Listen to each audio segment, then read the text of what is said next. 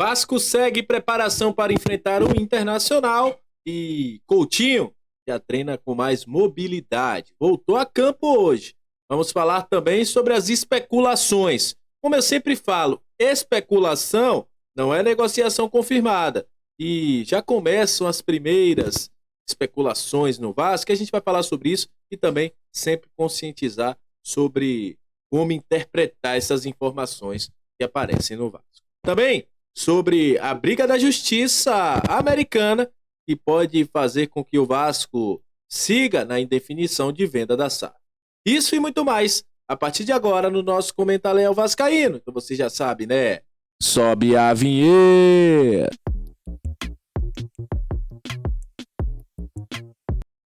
Salve, salve, torcedor vascaíno, salve minha galera do Comentário, saudações vascaínas, estamos entrando no ar para falar de Vasco.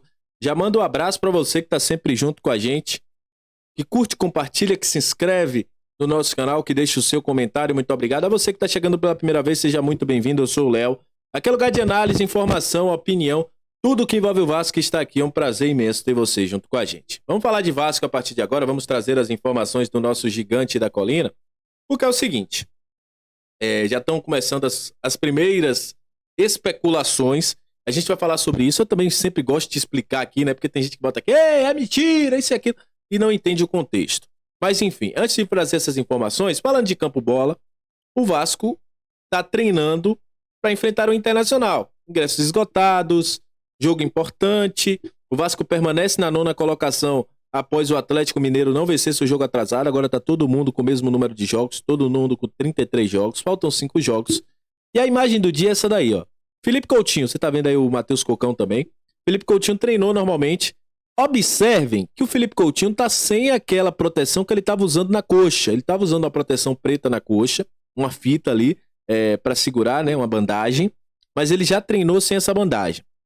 Na quinta e na sexta, o Felipe Coutinho não tinha treinado em campo, tinha feito um trabalho fora de campo, mas hoje ele já voltou a treinar. Lembrando que o Pedrinho já trouxe a informação de que o Coutinho hoje tem que ter menos pressão por ele, né? Não é nem a pressão da torcida, é a pressão que ele mesmo tem feito, essa cobrança que o Coutinho tem feito em cima dele, já conversou bastante com o Coutinho, entende ele, né? Já esteve nessa situação, sente como se fosse o Coutinho, mas enfim, o Coutinho voltando aí aos treinos, é importantíssimo, mas eu volto a dizer, teve gente que botou aqui, mas tá gastando dinheiro. Cara, Coutinho pra mim, em forma, ele é um jogador que sobra. Aquele gol do Atlético que ele faz, é um gol que mostra isso, o gol contra o Flamengo também é um gol de oportunismo, faz a leitura bem do espaço, mas a questão é que tá claro que o Coutinho na parte física ainda tá deixando a desejar.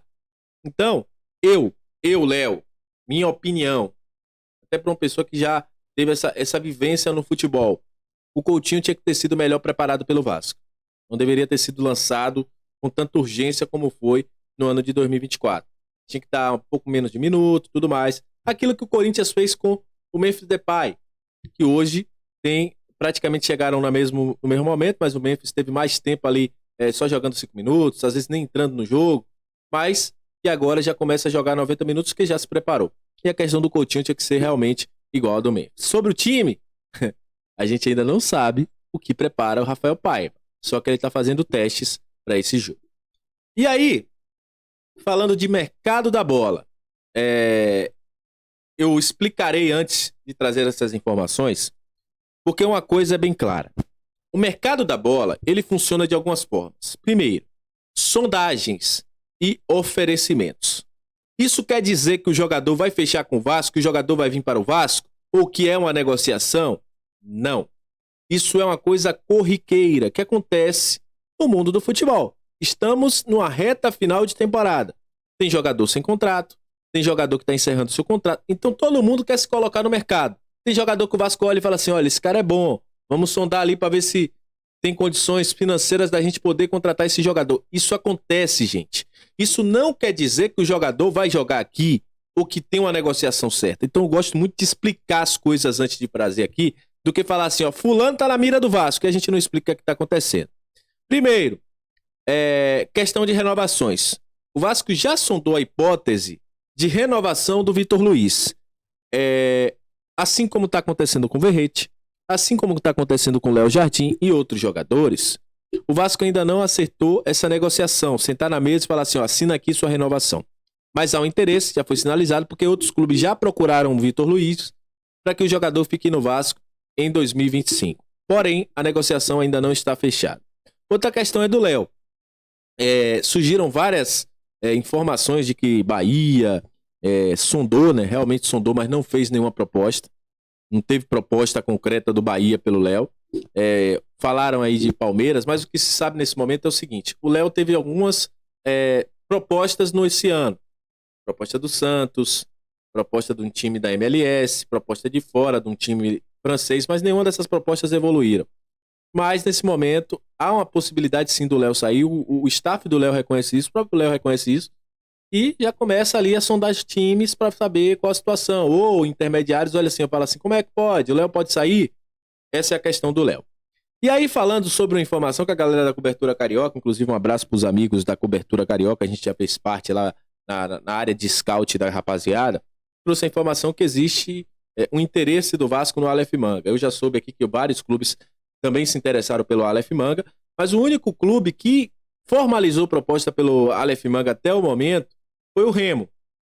Mas o Aleph Manga tem sondagens de vários clubes e se informou que teve uma conversa ali para entender se tem uma possibilidade do jogador vir para o Vasco ou não. Há uma negociação concreta nesse momento? Não, é como eu falei aqui e já expliquei. É aquele movimento natural de mercado, intermediários tentando colocar jogador no clube e tudo mais. Como também houve oferecimento, e aí esse oferecimento, eu já tenho alguns dias que a gente estava sabendo disso. Desse rapaz aí, o Matias Vargas, jogador do Xangai, seu contrato está se encerrando. Bom jogador, joga pela esquerda, só que é um jogador mais técnico, não é aquele jogador de correria. Jogador mais técnico, um jogador mais cerebral, vamos dizer assim. Jogador mais construtor, como a gente gosta de falar na linguagem do futebol. Ele foi, por meio de intermediários, oferecido a vários clubes. Não abriu negociações. Já soube que o Besiktas tem interesse também na contratação do jogador. É um jogador de muita qualidade, que está lá no futebol chinês, mas que quer voltar ao futebol competitivo, até para ter, quem sabe, uma possibilidade de voltar à seleção. E é um jogador muito qualificado. Soube que ele foi oferecido a outros clubes e também ao Vasco. É um jogador que está sendo analisado, obviamente, mas que não é um jogador fácil. Não há negociação nesse momento, mas não é um jogador fácil, o Matias Vargas. E aí eu volto a dizer a vocês aqui sobre essa questão de mercado da bola. Gente, vai haver isso. Todo ano tem isso. Vocês já sabem. Tem intermediário que às vezes fala, olha, oferecemos, o Vasco buscou proposta, até para colocar o jogador no holofote. Tem intermediário que oferece mesmo o jogador e aí fala, a gente está negociando, mas na verdade ele só fez oferecer. Então, tudo isso acontece. Não é o primeiro mercado da bola, não vai ser o último, então a gente tem que saber filtrar algumas informações. Vai ter coisa que vai evoluir, vai ter coisa que não, vão negar sempre, e a gente vai seguindo aqui, tentando buscar as informações do Vasco.